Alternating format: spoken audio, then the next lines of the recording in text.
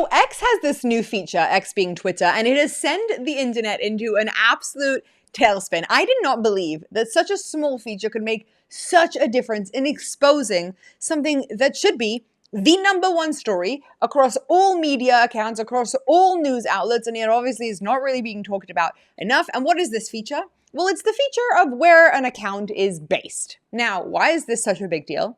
Because well, most of us are used to social media being our friends, the people that we know, and we understand their agendas, and we know their vacations and their partners and their children and the foods that they eat, etc. We often don't think about the fact that social media, this online mammoth of a thing, has actually become not just a grounds for us to share our societal experiences, but rather a political ground. X is a great example of this. It's a place where people mostly have political conversations. Yes, there are other conversations and exceptions to that as well, but most people in there are here to battle out political ideas, and people get influenced. They get convinced of a lot of different things on X. If you're to go on X and to see the difference between the experience online versus offline, you'll be shocked. So much hatred and fighting and issues that are going on and drama happens on X because it's a political ground. And there are people out there, specific people out there, who have realized that they are capable of using this platform, and in the guise of pretending to be an insider in certain conversations, they can come in with foreign influences and infiltrate into discussions and share what seems to be like a very normative opinion. And if that sounded like a lot of hogwash because I just said something very complicated, very simply, foreign outsiders are trying to politically influence different countries using X, pretending that they are normal parts of the society. What do I mean by that? Okay, let's talk about American politics and the in-house fighting. Over the last few days, since this feature was exposed, there have been thousands of big successful accounts who have shown, whilst pretending that they are American and they're America first, but have actually shown that they are being run by people in Saudi Arabia, Qatar, Poland, Japan, etc. There have been thousands of accounts who have been exposed for the countries that they're actually from. I'm an Israeli, okay? When I post about American politics, I make it very clear that I'm Israeli and Jewish. I don't try and pretend that I'm American. However, if I was pretending to be an all-out American on these accounts, and nobody could see where I was from, and I was having all these conversations to try and move things forward, at the end of the day, I would be trying to influence American politics in a space that maybe I don't have a right to say so.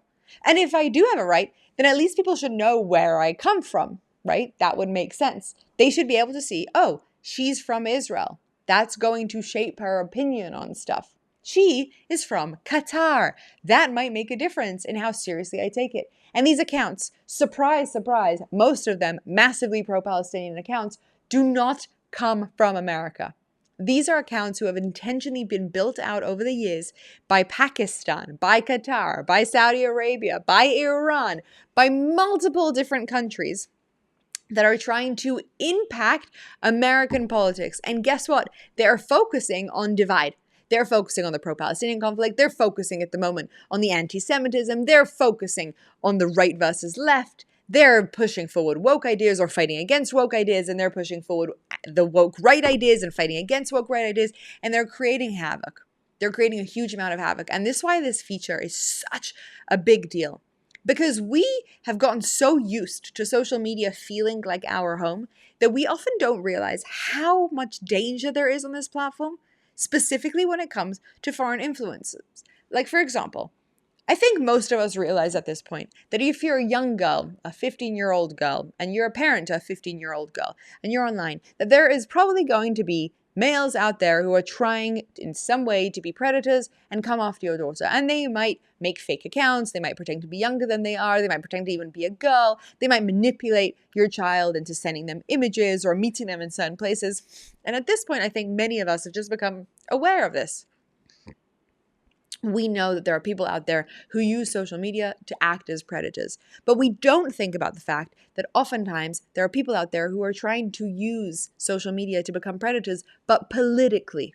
They're not just here for sexual gain, they're here for a different type of gain, to sow discord and to sow issues within a society so that they can come in with their own agendas.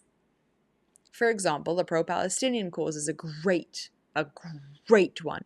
If Americans are so focused on the pro-Palestinian conflict and on hating on Israel, then other countries who hate Israel as well can get away with many other things.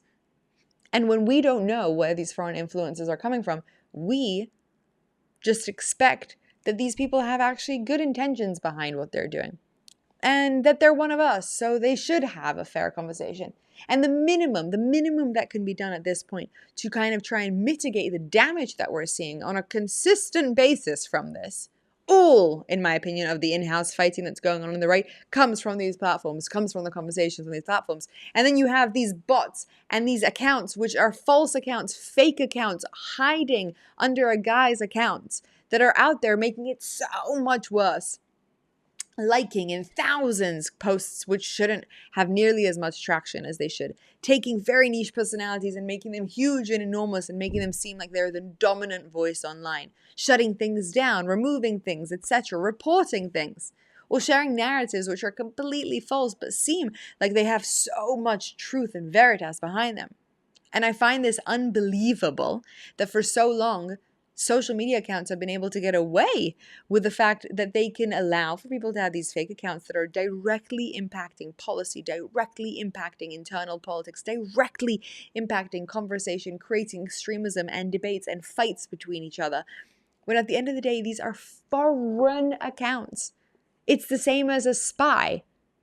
Could you imagine if we found out that in America, in the White House, one of the leading media personalities was actually a real spy for, I don't know, Iran?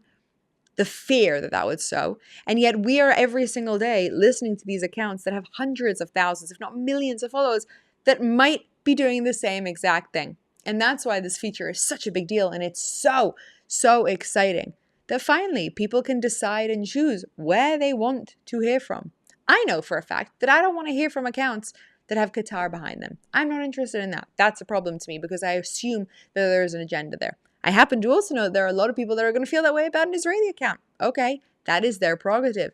But for them to not know where the account's from and to believe that these are America First accounts, or to believe that these are pro-Israel accounts, or to believe that these are accounts that actually have nothing to do with the countries that are directly influencing, that is a problem. And this is something that the governments need to look into, legislation needs to come out about. We need to fight against foreign influences who are coming into our social medias and changing the way people think about things. Because at the end of the day, this bot market is enormous. It's huge. There are thousands, if not hundreds of thousands of people, of bots, of dollars, millions, if not billions at this point, that are being funneled into the manipulation of people's minds online under the guise of being America first, under the guise of being Israel first, under the guise of being Europe first, when actually there are foreign agents trying to create problems in a society. My friends, this is an enormous story. The implications of it are very, very far-reaching, and no one's talking about it in the way that they should. Yeah, on X it was talked about for a few days, but now it's kind of accepted that all these big accounts, yeah, whatever, they come from different sources. We cannot allow this to become normalized. This is a way for people to infiltrate into our societies who have foreign agendas which are not good for our societies, and we must fight back.